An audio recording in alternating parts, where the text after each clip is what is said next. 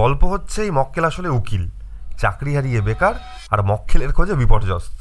এমত অবস্থায় নেহাত ভাগ্যের ফেরে এই বেকার উকিলটি খোঁজ পায় এক অ্যাক্সিডেন্টাল ইন্স্যুরেন্স স্ক্যামের, যাতে হসপিটাল কর্তৃপক্ষ থেকে শুরু করে ডাক্তার, পুলিশ সবাই এমনকি অ্যাম্বুলেন্স ড্রাইভার, সিকিউরিটি গার্ড এরাও যুক্ত। আমাদের এই নির্দোষমুখী উকিলের এই মাফিয়া সিস্টেমের কিংপিং হয়ে ওঠার গল্পই বলে এই সিনেমাটি, এবং আরও অনেক কিছু। ব্রেকিং ব্যাডের প্রোটাগনিস্টের সাথে আমাদের এই সিনেমার প্রোটাগনিস্টের ক্যারেক্টার আর্কের যে সামঞ্জস্য, তা কম বেশি সবারই চোখে পড়েছে আশা করছি। ওকে, এবার আমেরিকান সাইকোর সেই বিখ্যাত বিজনেস কার্ড সিনটা একবার দেখুন। Subtle off-white coloring, the tasteful thickness of it. Oh my god, it even has a watermark. এবারে আমাদের সিনেমার এই সিনটা দেখুন।